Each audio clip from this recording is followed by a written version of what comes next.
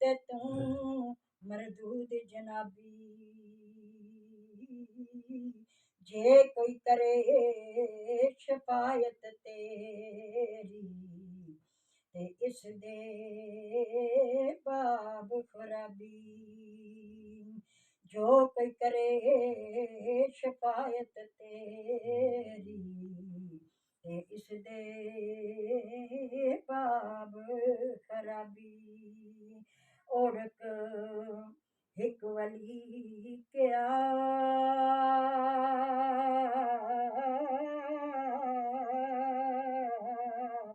ते जा बगदाद सवारे ओ मीरा महबूब खुदा दा ते मत तेनू बख्शावे ओ मीरा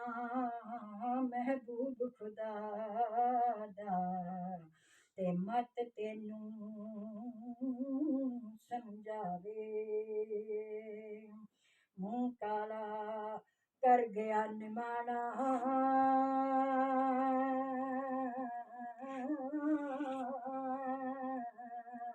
ते हजरत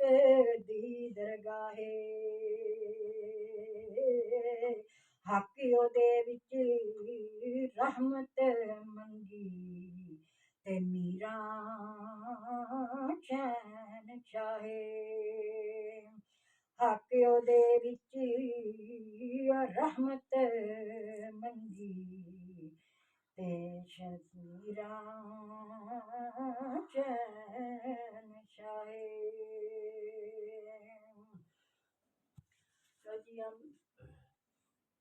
मियां मोहम्मद बख्शार पे खड़ी दे कोल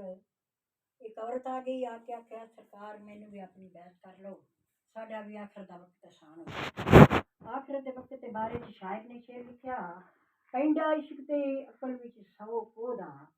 पैंडा इश्क ते अकल विच 100 कोदा मुर्शद बाज करीब नहीं हो सकदा पैंडा इश्क ते अकल विच 100 कोदा मुर्शद बाज करीब नहीं हो सकदा मुर्शद दिलां दे रोग गवा देंदा ऐसा होर तबीब नहीं हो सकदा राजी पीर ना होवे ते रब दी सौं सोना राजी हबीब नहीं हो सकदा आखिर निदा वेले बेमुर्शदे नूं कदी कलमा नसीब नहीं हो सकदा ते इत्थे फिर मियां साहब सरकार ने यार पे खड़ी ने शेर लिखा औरत दे बारे च